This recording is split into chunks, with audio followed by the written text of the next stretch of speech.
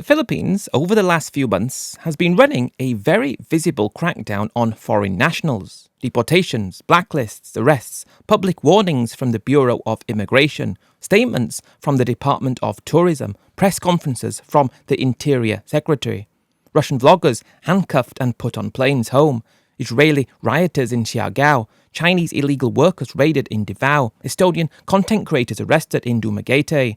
The headlines have been arriving one after the other, and the pattern is now impossible to miss. The country that has spent 2 decades courting these exact demographics, opening its doors wider every year, signing visa-free agreements, processing the entries, taking the fees, has suddenly decided that the foreigners walking through the doors are the problem. And anyone who has been following my Thailand channel will recognise what they are looking at, because the Philippines, right now, is running the same playbook Thailand has been running for years. Before we go deeper, a quick note on how this channel works compared to my other one.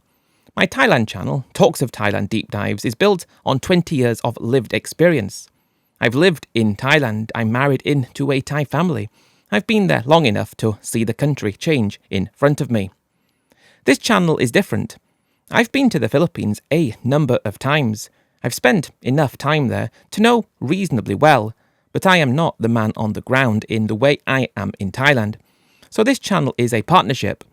I'm working with a friend who's been living in the Philippines for years and is seeing the country from the inside. I want to be upfront about that on every video I make here. The audience deserves to know this channel is a collaboration rather than a one-man operation in the way the Thai channel is. And if you live in the Philippines and have a story that you want to share with this channel, but don't feel comfortable telling it yourself, you can reach out to me. The point of this channel is to help foreigners make more informed decisions about the Philippines based on what's actually happening to people there. And the only way to do that is to hear from people on the ground. With that out of the way, let me get into what's going on.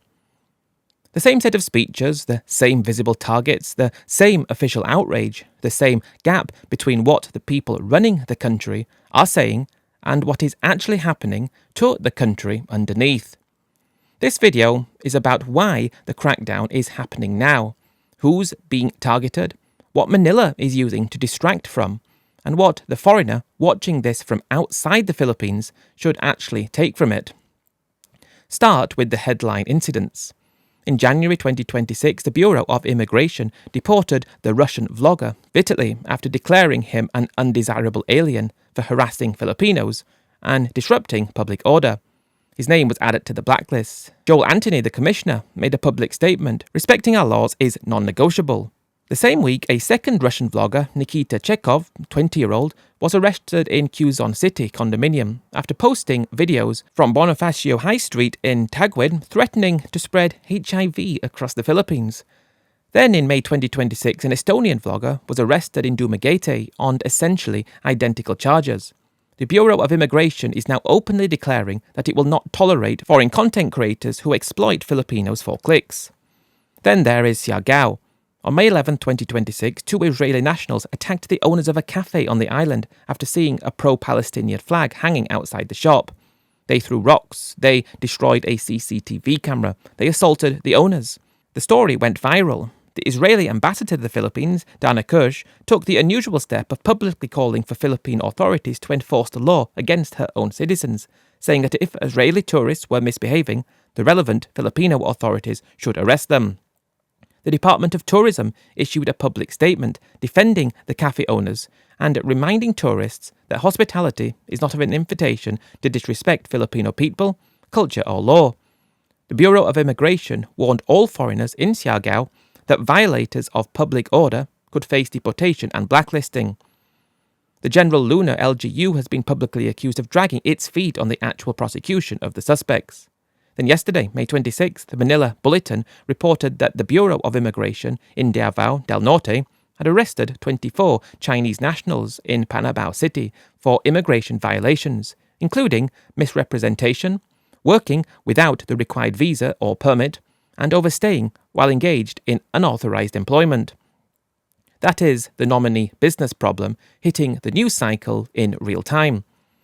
Chinese nationals operating businesses they are not legally allowed to operate, under structures the Philippine Department of Justice has been warning about for years, suddenly being raided and presented as evidence that the country is taking foreigner misconduct seriously.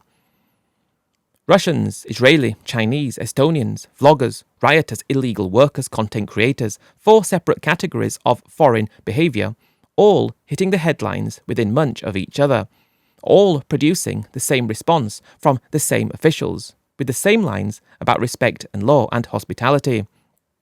If you've watched my Thailand channel, you will already see what's happening here. This is the same script Thailand has been running, the same visible enemies, the same press conferences, the same official outrage, the same Bureau of Immigration appearances, the same line about welcoming legitimate visitors while cracking down on the ones who abuse the welcome. Thailand has been performing the same theatre for 5 years. The Philippines is now picking up the playbook and running it clearly from page 1. And the question every foreigner watching this should be asking is the same question I've asked about Thailand. Why now? What is the government trying to distract from? What is the crackdown actually for? Because the foreigners who are being deported did not arrive in the Philippines yesterday. The Russian vloggers had been operating openly on Bonifacio High Street and on social media for months before they moved in. The Israeli enclave in Siargao had been building for years. The Chinese nominee operations the Davao raid hit had been documented by Philippine investigative journalists going back to at least 2019. None of this is new. None of these problems appeared overnight. All of them had been visible to the Bureau of Immigration, also to the Department of Justice and the Department of Tourism, to the LGUs in the affected areas for years before any of the deportations happened. What changed is not the foreigner behaviour. What changed is the people in office needing the foreigner behaviour to be the news.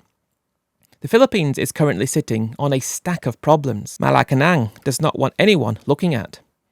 The cost of living crisis is biting hard, with rice prices a running political wound for 2 years now.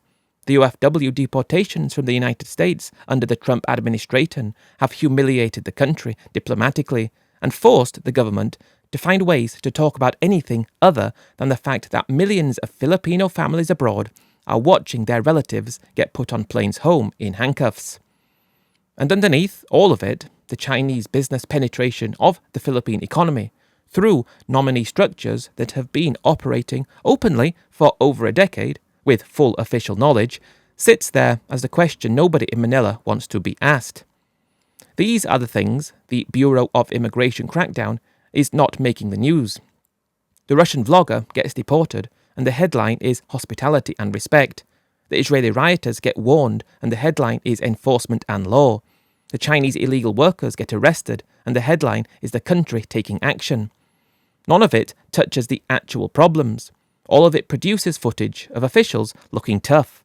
All of it occupies the news cycle for 72 hours, during which something else, in some other government department, was supposed to be the story. This is the Thailand playbook, exactly. Find a visible foreign target, stage the response, get the loyalist press to run with it, let the public anger about food prices, fuel prices, infrastructure, corruption, and the political establishment itself. Find an outlet that does not threaten the people in power. Foreigners are the perfect outlet, because foreigners cannot vote, cannot organise, cannot complain in Philippine media, just the same way that they can't do that in Thailand too. They have no domestic political constituency to defend them.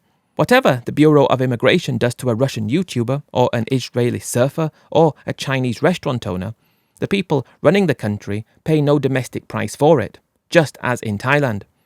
And the Russian vloggers, the Israeli rioters, the Chinese illegal workers, none of them slipped into the country undetected. They came on terms the Philippines offered them. The same Bureau of Immigration that is now deporting them is the bureau that processed their entries in the first place.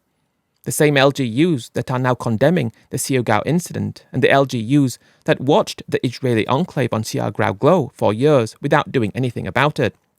The same Department of Justice that is now raiding Chinese nominee operations in Davao is the department that has held jurisdiction over the nominee problem for the entire 15 years it has been operating openly in Philippine business districts. The same officers invited everyone in. They took the visa fees, the tourism revenue, the business permit money, the property purchase taxes. They watched the problems develop. They said nothing, while they were developing. And the moment one of those problems went viral on Facebook, they staged an outrage response and presented themselves as the solution to a problem they had spent years failing to prevent. This is the pattern this channel and my Thailand channel keep coming back to, because it's a pattern that runs across both countries. The people running these places open the door, take the money, blame the foreigners who walked through, and never have to answer for the door being open in the first place. So what should the foreigner watching this video, the one who is thinking about going to the Philippines or moving to the Philippines or investing in the Philippines, actually take from this? 3 things. First, the crackdown is not policy, it's theatre. The deportations are real, but the underlying conditions that produced the problems being deported will not change, because changing them would require Manila to do something difficult. And the same officials running the country do not want to do anything difficult. The same problems will continue to develop. The same demographics will continue to arrive. The same enclaves will continue to form. And every 12 to 18 months, a fresh round of viral incidents will trigger a fresh round of deportations and a fresh round of press conferences from the same officials reading the same script. Second, you can be deported too. The fact that the current targets are obviously bad actors does not mean the system will only ever target obvious bad actors. The Bureau of Immigration has built itself a public position as the defender of Filipino dignity against foreign misconduct, and that position needs to be fed. The categories of misconduct will expand. The threshold for being declared an undesirable alien will lower.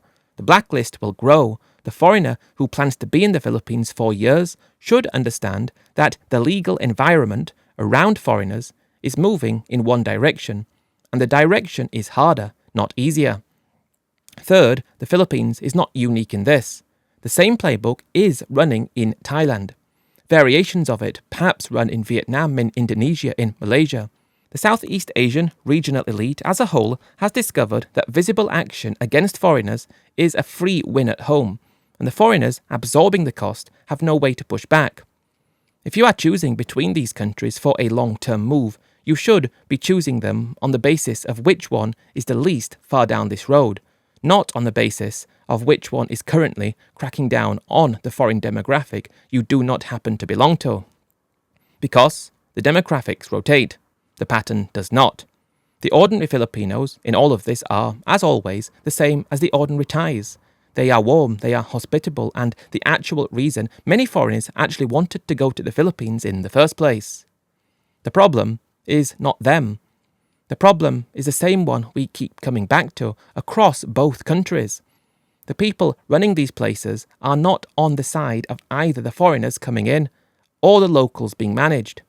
They are on their own side, and the crackdowns, the press conferences, and the moral lectures are only the visible expressions of that.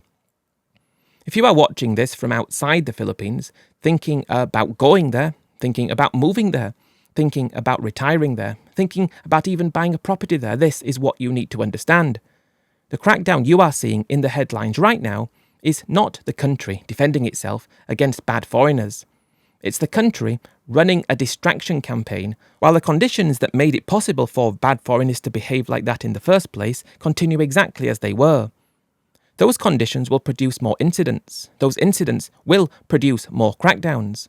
The deportation threshold will keep moving. The blacklist will keep growing.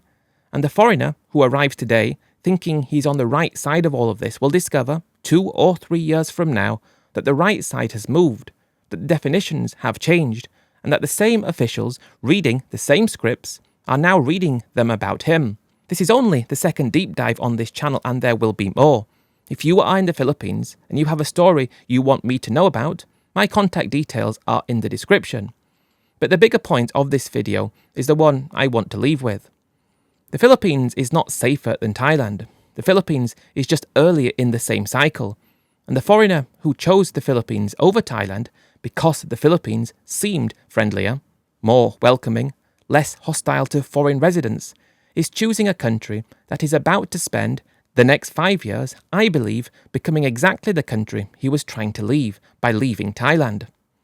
Hope you enjoyed this video, and again, reach out if you have anything to share. I'm hoping to continue growing this channel alongside the Thailand one, but I need people's input who live there to actually get the actual things on the ground.